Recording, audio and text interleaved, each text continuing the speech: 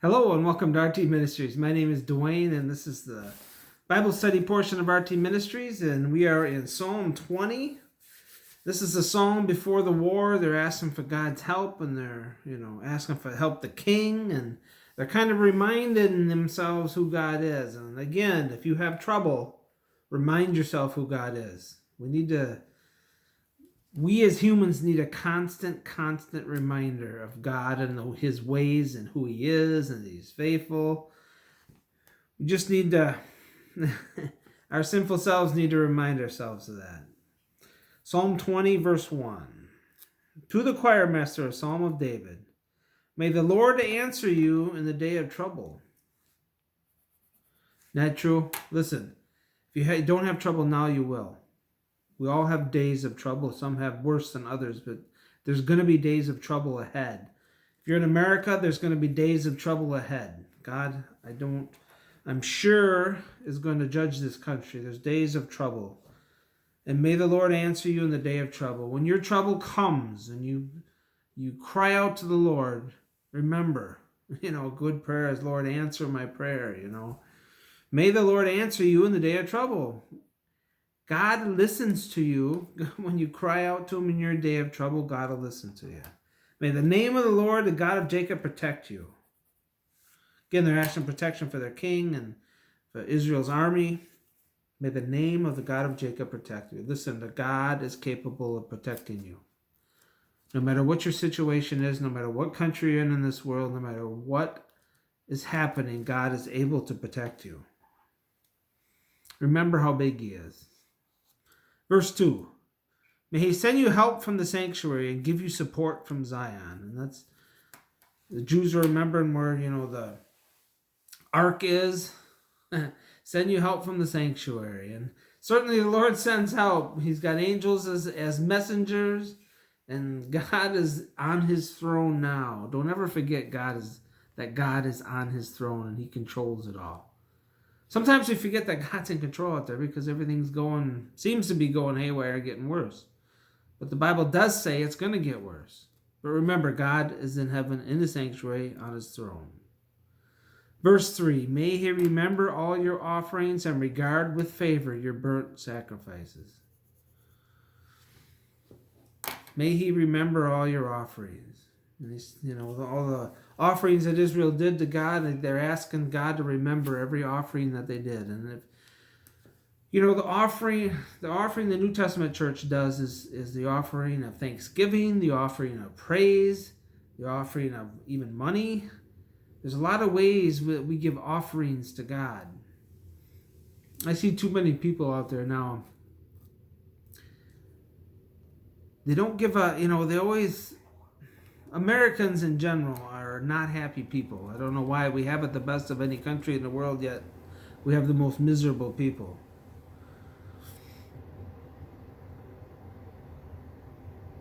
And we got to remember that God remembers. I don't think the modern church offers not a whole lot to God. You go into a modern church and they're offering selfish prayers mostly, right? They're not even offering proper offerings to God. They're always asking for something. Lord, help this. Lord, fix this. Lord, do this, do that. It's always something. It's a selfish. But just remember in your day of trouble, when you're praying to God, that He remembers everything you've done for Him. He remembers all your proper offerings. He remembers everything. For may grant you your heart's desire and fulfill all your plans. Now, some people take this selfishly, but listen, your plans have got to line up with God. All of our plans have got to. All of your plans and all of the things that you ask of the Lord has always got to come under His will, right? You can't ask for things that aren't part of His will because you won't get them. God will give you you do Matthew 6:33, seek first His kingdom, His righteousness, and everything else will be added unto you. And God will give you the desires of your heart. Listen, if you love the Lord and you follow Him, your desire will be to love Him more. Your desire will be to worship Him. Your desire to love Him and know Him better. The desire will be to follow Him. Desire will be to obey Him. All that will happen. The problem is a lot of people say, I love the Lord, but they really don't. They really do not love him. Jesus said, if you love me, obey my commands, right? That's what he said. 5, may we shout for joy over your salvation. And listen, if there's nobody out there that has any other thing to be thankful for, it's salvation. If you're saved, you have something to be thankful for. Doesn't matter what your situation is. I don't care how poor you are. I don't care what your situation is. You always have salvation to be thankful for. May we shout for joy over your salvation, and in the name of the Lord set up our banners. Shout for joy. It's picturing a banner, a parade with banners and all that stuff. We should be joyful people. Most of the church in America is miserable people. The church in America don't look any different from the world. The church in America has kids. The people in church have kids that act just as unruly and ungodly as the kids out in the world. The church in America have people that don't come to the Lord for help, but they're on all kinds of drugs and all kinds of prescription drugs and all kinds of things to help them with it, and they go to psychologists before they come to the Lord. I mean, the church in America doesn't look any different from the outside world, and it's no wonder that people aren't coming. Frankly, if you walked into most churches, you wouldn't see any difference. Most of the people act just as ungodly as the world does during the week. So, may the Lord fulfill all your petitions. And if you have petitions, we all have petitions to the Lord. Just make sure they're part of God's will. Your petitions can't be selfish and all about you. If you have a petition, bring it before the Lord. The Bible says you can walk into the throne room, and tell God, ask.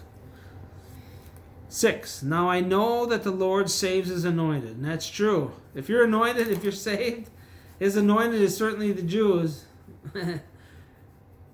But the New Testament Jews are the ones circumcised in the heart. He will save his anointed. If God saves his own people and he promises his own people, he'll save his elect too. He will answer him from his holy heaven. God's in heaven. He's not on earth. He's in heaven. Well, his essence or his presence is everywhere. And with saving might of his right hand. God certainly has a saving might. God can save whoever he wants to save. And he can hold on to, when he saves you, he doesn't just save you and let you alone. He saves you and keeps you till the end. This is why you can trust him. You can trust God all the way to the end. 7, some trust in chariots and some in horses. Okay? There's a lot of people out there that trust in money, trust in circumstances, trust in jobs, trust in people, trust in all kinds of, trust in psychologists, trust in prescription drugs, trust in this, trust in that, but they don't trust the Lord. Listen, people in church ought to be different than people in the world. There's now almost no difference in most churches. It's a dishonor to the Lord, too. But we trust in, some trust in chariots, some in horses, okay? There's people out there that trust in all kinds of things. But listen, the true saved people, but we trust in the name of the Lord our God. Listen, if you're truly saved, you trust in Christ and Christ alone. You'll find your full sufficiency in Jesus Christ, not in the world, and not the way the world handles issues. You handle them through Christ. Trust in the Lord. And lean not on your own understanding, right? But in all your ways acknowledge him. And he'll guard your mind, right? Most people really don't know what it means to trust the Lord. They say, yeah, I'm saved. Yeah, I trust the Lord, die for my sins. And then they go out in their work week or their week, and they act just like the world. And as soon as something bad happens, they crumble just like the world, or they handle it just like the world. That's not trusting in God. If you hit bad times, that'll show you how well you know the Lord and how well you're walking with him, how much you love him. You just love him. Most people just love him in good times, hate him in bad times. These are the people that don't know him at all. Listen, the people who trust in chariots and horses and modern times, trust in money, jobs, prescription drugs, drinking, whatever else. They trust in all kinds of things. Hey, they collapse and fall. Okay, you trust in anything but the Lord. You put your faith and trust and hope in anything but the Lord, you'll collapse and fall. But we rise and stand upright. Listen, the faithful, the elect, God's chosen people, the Jews, they stay faithful. If you put your total trust and total faith in what Jesus Christ did on the cross and follow him, he will keep you. You'll have that house built on the rock, not on sand. And most people are running with a false sense of salvation, and they have built their mansion on sand and it's sinking. And here their Jewish plea to the God to save the king. "O Lord, save the king. May he answer us when we call." Again, this was the Jews' prayer before a battle. Look, and you could certainly do this before. And all this stuff in here would be fit before you battle something too, as a modern day Christian. We're losing sight in America what a Christian really is. Christian isn't somebody who doesn't smoke, doesn't drink, and is nice. That's not a Christian. Everybody thinks that's the acid test of being a Christian. Listen, the Christian loves Jesus Christ. The Bible says if you don't love Jesus Christ, if you don't love Jesus, you're accursed. Let you be accursed. Means let you be damned. A true Christian is not a perfect person, but they do love the Lord. They have a love, and God has them. God's keeping them in his power, and they're obeying, and they're moving along, and they're growing in their faith, and they love the Lord. They don't love things, they don't love family, they don't love anything more than the Lord. They love Jesus Christ the most. This would be a good prayer to say if you're entering battle. It's a battle cry for the Jews and for the modern church. Remember, though, Christian, God is on his throne in heaven, and you ain't. You're a slave to God. We must bow the knee to Christ. We must daily, here I'm going to end with this, daily deny yourself, or even hourly deny yourself, pick up your cross, meaning you'll do God's will, not your own, and follow him, right? Deny yourself, deny all your wants and needs, pick up your cross, be willing to die for Jesus Christ, be willing to do whatever it takes, and follow him wherever he leads you. He'll bring things in he's already had laid out before the foundations of the world. Thanks for tuning in. I'll see you next time. Bye.